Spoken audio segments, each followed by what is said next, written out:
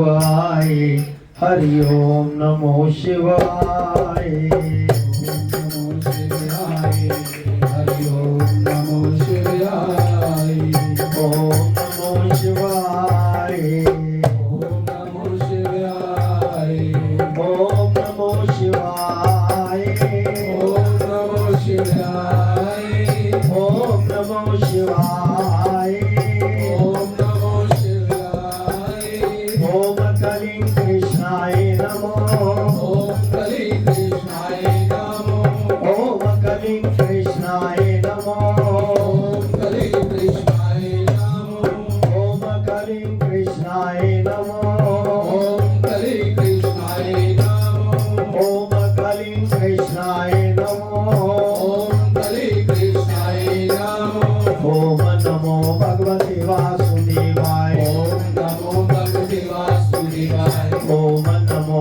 भगवते वासुदेवाय, ओम नमो भगवते वासुदेवाय, ओम नमो भगवते वासुदेवाय, ओम नमो भगवते वासुदेवाय। बोल शंकर भगवान की जय। परम पूजनीय महात्मा ज्ञानगिरी महाराज की जय।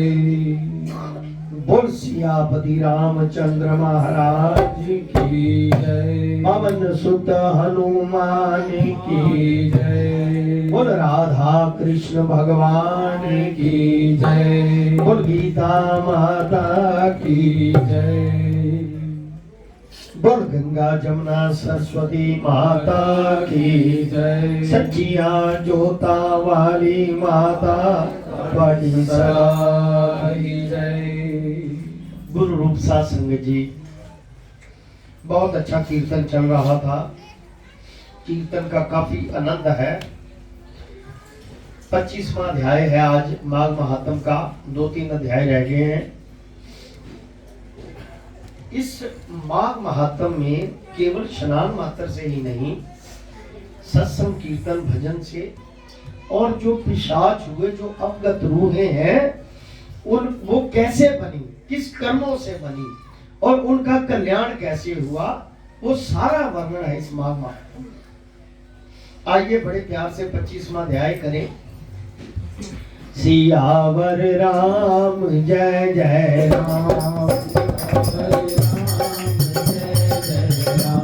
मेरे प्रभु राम जय जय राम, मेरे प्रभु राम जय जय राम, मेरे श्री राम जय जय राम, मेरे श्री राम जय जय राम।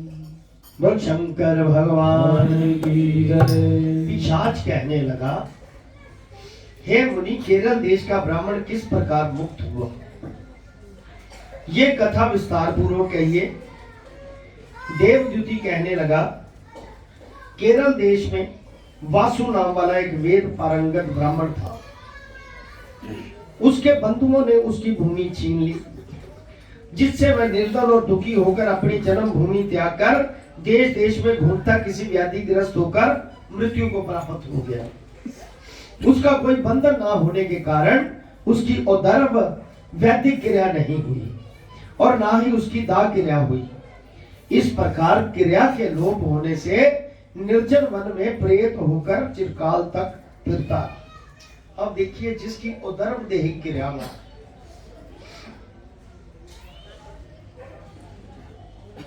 उसका क्या दशा होती है, क्या हाल होता है। पहले तो उसकी गति नहीं है, वो अवगत कितनी देर रहेगा, ये भी उसके कर्मों का नतीजा है। क्या पता पिछले कितने अवगुण, कितने पाप, कितने दुष्ट कर्म होंगे जिसकी वजह से उसकी गति ही नहीं हुई और पिशाच बन। इस प्रकार क्रिया के लोप होने से निर्जन वन में प्रेत होकर चिरकाल तक फिरता रहा।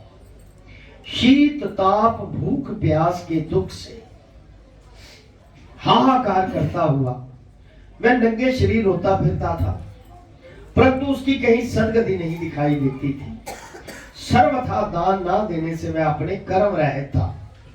लोमश जी बोले, प्रेत ये वचन सुनकर कहने लगा कि मेरे ऐसा होने का कारण सुनो। मैंने कभी ब्राह्मणों को दान नहीं दिया, अत्यंत लोभी था मैं, क्रियाहीन, दूसरे के अन्न से पलने वाला और अकेला मिठाई खाने वाला। मैंने कभी किसी को भिक्षा भी नहीं दी, ना दूसरे के दुख से मैं दुखी हुआ। प्यासे प्राणियों को मैंने कभी जल तक नहीं पिलाया। मैंने कभी छाता जूता दान नहीं किया, ना किसी को जल का पात्र, पान या औषधि, किसी अतिथि को ठहराकर उसका सत्कार नहीं किया। अंधे, वृद्ध, अनाथ और दीनों को मैंने कभी अन्न से संतुष्ट नहीं किया। कहने का भाव, ये जितनी चीजें हैं ये आपके पापों को नष्ट करने वाली। जितने आप लोगों ने पाप किए उनको नष्ट करने वाले, किसी की भूखे को अन्न देना, दान करना, किसी को दवाई देना, किसी को पवित्र वस्तु देना, ये सारी चीजें जो निस्वार्थ की जाती हैं, ये पुण्य आदमी को जरूर लगता है। ना किसी को रोग को मुक्त, ना कभी ब्राह्मण को दान किया, ना कभी अग्नि में हवन किया, कोई शुभ कर्म भी नहीं, सात्विक कर्म भी नहीं किया।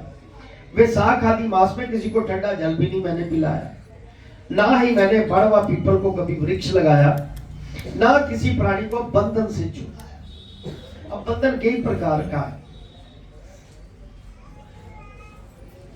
बंधन मतलब जो कोई बंधा हुआ, फंसा हुआ हो, उसको उस फंसे हुए से मुक्ति देना। वो कर्जा भी हो सकता है,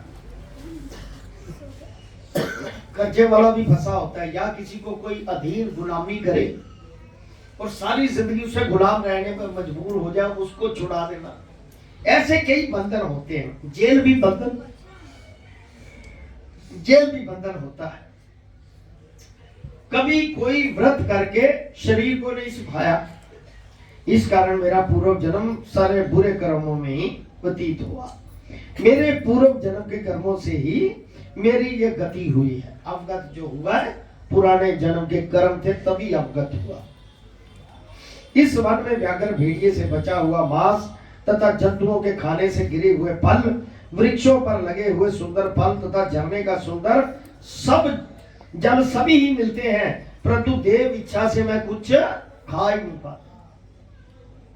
सर्प की तरह केवल उपावन भक्षण करके उनकी सुगंधी ही केवल मिलती है मुझे। जीवन व्यतीत करता हूं। बल, बुद्धि, मंत्र, पुरुषार्थ से मनुष्य अलग है, वस्तु को प्राप्त नहीं करता। लाभ, हानि, सुख दुख, विवाह, मृत्यु, जीवन, भोग, रोग तथा वियोग में केवल भाग्य ही कारण होता है। कुरूप, मूर्ख, कुकर्मों, निंदित तथा पराक्रम से हीन मनुष्य भी भाग्य से ही राज्य भोगते हैं। काणे, लूले, लंगड़े, नीतिहीन, निर्गुण, नपुंसक भाग्य से ही राज प्राप्त करते हैं।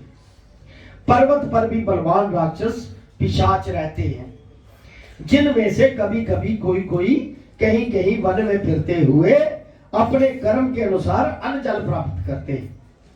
परंतु आपको उनका भय नहीं होना चाहिए, डर नहीं होना चाहिए, क्योंकि धर्मात्मा पुरुषों की उनकी पवित्रता ही रक्षा करती है।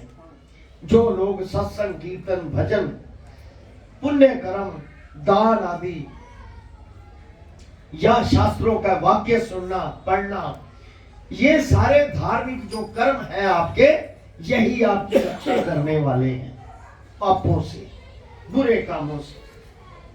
ये आपकी रक्षा करेंगे। कहते धर्मात्मा पुरुषों को उनकी पवित्रता ही रक्षा करती है। ग्रह, नक्षत्र, देवता सर्वदा धर्मात्माओं की रक्षा करते हैं। उनको कोई ग्रह नहीं व्यापता। कहते ना फलाना शनि ने मुझे दुखी किया है, राहु ने दुखी किया है, लेकिन जो धर्मात्मा पुरुष है उसे कोई ग्रह नहीं व्यापता।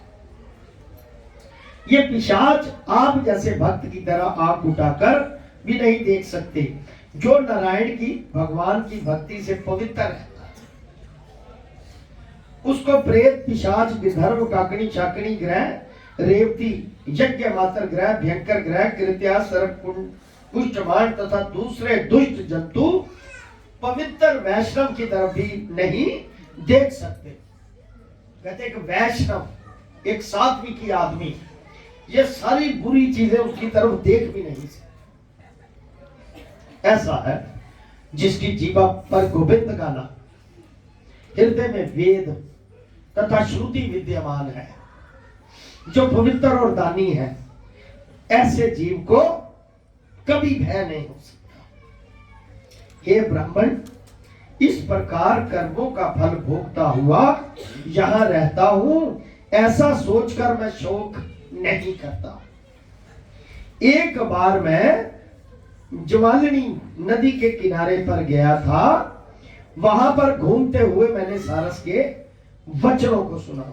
वो शंकर भगवान की श्री राम जय राम जय जय राम, श्री राम जय जय राम, श्री राम जय राम जय जय राम, श्री राम जय राम जय जय राम। एक और अध्याय छोटा सा कर लेते हैं। 26वां अध्याय। पथिक कहने लगा कि हे प्रेत, तुमने सास के वचन किस प्रकार और क्या सुने थे, सो कृपा करके कहिए। प्रेत कहने लगा कि इस वन में कोरा नाम की नदी पर्वत से निकलती है। मैं घूमता घूमता उस नदी के किनारे पहुंचा और थकावट दूर करने के लिए वहां पर ठहर गया। उसी समय लाल मुख और तीखे दांतों वाला एक बड़ा बंदर वृक्ष से उतरकर जल्दी से वहां पर आया जहां पर एक सारस सोया हुआ था। उस चंचल बंदर ने कई एक पक्षियों को देखकर उस सोए हुए सारस को दृढ़ता से पैरों से पकड़ लिया।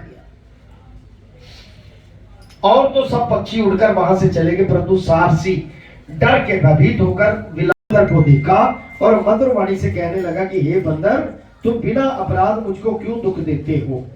इस संसार में राजा भी केवल अपराधियों को ही दंड देता है। तुम्हारे जैसे श्रेष्ठ प्राणी किसी को पीड़ा नहीं देते। हम अहिंसक और दूसरे के कामों को नहीं देखते। जल की काई खाने वाले, आकाश में उड़ने वाले, वन में रहने वाले, अपनी स्त्री से प्रेम करने वाले, दूसरों की स्त्री को त्यागने वाले, दूसरों की बुराई से दूर रहने वाले, चोरी ना करने वाले, की संगति से वर्जित, किसी को कष्ट ना देने वाले हैं। सो इस प्रकार मुझ निरपराधी हे बंदर छोड़ दो। मैं तुम्हारे पहले जन्म का वृतांत सब जानता हूं।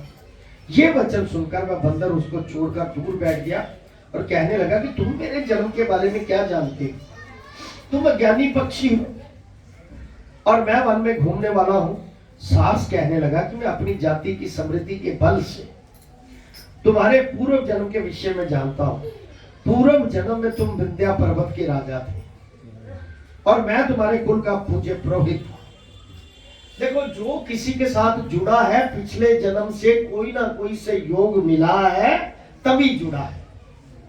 अगर किसी को कोई तकलीफ दे रहा है तो पीछे का कोई संयोग है जिसकी वजह से तकलीफ। नहीं तो सारा संसार घूमता फिरता, कौन किसी को जानता है, कौन बात करता है? ये सब तकलीफें उसी के कारण है। सियावर राम जय जय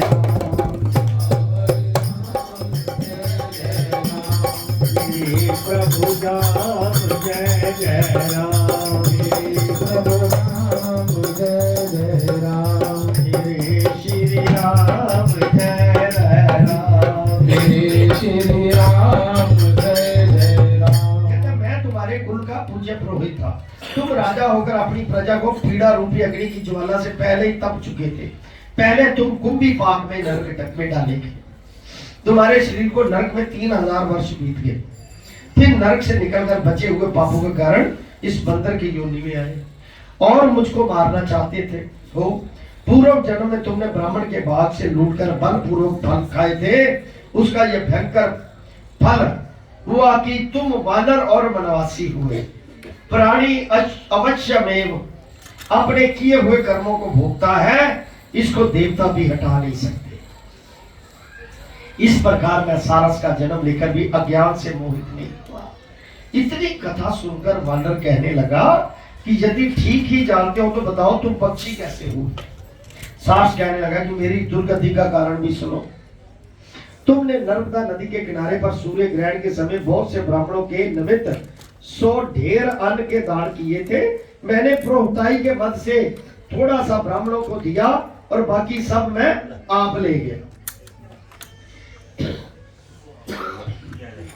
इन ब्राह्मणों के द्रव्य का अपहरण करने के पाप से मैं पहले काकर सूत्र नाम के कीड़े बना नरक में, रक्त करदुम नरक में जहां जहां बड़े बड़े कीड़े थे, और रक्त तथा पीत से भरा हुआ नाभि तक नीचे सिर ऊपर पैर किए हुए पीप चाटता हुआ उस दुर्गंध वाले नरक में कीड़ों, बोल शंकर भगवान की, कीड़ों आदि से काटा जाकर 3000 वर्ष तक उस यात्रा को भोगता रहा। अब देखो बुरे कर्म का नतीजा तो बुरा ही है। मैं नरक के दुख का वर्णन नहीं कर सकता। फिर नरक की यात्रा से मुक्त होकर ये सारा जन्म पाया, क्योंकि पूर्व जन्म में अपनी बहन के घर से कांसे का बर्तन चुराया था। बहन के घर से कहना पड़ा, इसको मैंने एक जुआरी को दिया, इसी से मैं सारस योनि में आया। ये मेरी स्त्री सारसा हुई। ये सब मैंने तुमसे कर्म फल कहा। अब भविष्य की बात भी सुनो। अब मैं, तुम और ये मेरी स्त्री भी हंस होंगे। आगे आने वाली बात, जिसका आज्ञा चक्कर खुला होता है ना, कई पुरुषों का खुला, साधु संतों का खुला रहता है, वो जब जी चाहे अपने अंदर देख लेते हैं कि आगे क्या है और पीछे। प्रैक्टिस करनी चाहिए इसके लिए। और काम रूप देश में सुख से निवास करेंगे। हंस होंगे और काम रूप देश में सुख से निवास करेंगे। फिर इसके पश्चात गौ योनि में और फिर जाकर दुर्लभ मनुष्य योनि प्राप्त हो। इसमें मनुष्य पाप और पुण्य दोनों ही कर सकता है। इस प्रकार शिव की माया से ये सारा मोह को प्राप्त होता है। ना केवल हम ही परंतु इस संसार के सभी जीव प्रवृत्ति मार्ग में फंसकर अच्छे और बुरे कर्म करते हैं और उनका फल भोगते हैं। इसलिए सब प्राणियों को धर्म का सेवन करना चाहिए। बोल शंकर भगवान की, सनातन धर्म की। जो आपका धर्म है केवल वही कर्म करने चाहिए, दूसरे काम नहीं करने चाहिए। देवता, असुर, मनुष्य, व्याघ्र, कीड़े मकोड़े सभी ये कंटक रूपी मार्ग से नहीं छूटता। केवल वेदांत जानने वाले योगी ही इस मार्ग से बच सकते हैं। इसी कारण बड़े बड़े महात्मा भी कर्म फल को टाल नहीं सकते। उपाय से तथा बुद्धि से कोई भी इसको नहीं बदल सकता। तुम पहले राजा थे, फिर नरक में गए और बंदर की योनि में वन वन में फिरते हो, और फिर भी ऐसा ही जन्म पाओगे। ऐसा विचार कर आनंद पूर्वक और धैर्य धार कर विचरते हुए काल की प्रतीक्षा करो। तब वानर ने कहा कि पहले जन्म में मैं तुम्हारी पूजा करता था, अब तुम मुझको प्रणाम करते हो। तुम जाति के स्मरण से मेरे पूर्व जन्म के वृत्तांत तक को जानते हो, सो आनंद पूर्वक रहो। तुम्हारा कल्याण। तुम्हारे वचनों को सुनकर मैं मोह रहित होकर मैंने नदी के तट पर बंदर और सारक का सवाल सुना। तब मुझको बोध हुआ और मोह तथा शोक का नाश हुआ। यानी कि जितनी भी ये कथा सुनाई गई, इस सारे का प्रयोजन क्या है? प्रयोजन यही है कि अगर अच्छे कर्म नहीं करेंगे तो अवगत रहेंगे, पिशाच बन के, भूत बन के, प्रेत बन के। ये कब तक कल्याण होता है, ये हमारे पुण्य पर निर्भर है। अगर हम पुण्य को करते हैं, पुण्य क्या क्या है? किसी का भला कर देना, कोई दुखी देकर उसके दुख में शामिल होना, या किसी को दवाई ले देना, दान पुण्य कर देना, तीर्थ स्थान में जाना, गुरु की शरण में जाना, यानी कि वेदांती बन जाओ, धर्म कर्म करने वाले वेदांती। मैं ये नहीं कहता कि ख्वाहिशें ना साथ रखो, लेकिन इसकी शरण में आ जाओगे तो सारे पापों का नाश हो जाएगा। फिर दुख की प्राप्ति नहीं होगी, केवल सुख ही सुख मिलेगा। बोल शंकर भगवान की। ओम नमो शिवाय, हरि ओम नमो शिवाय, ओम नमो शिवाय, हरि ओम नमो शिवाय। बोलो सारे, कोई गल नहीं। ओम नमो शिवाय। शिवाय हरि ओम नमो शिवाय।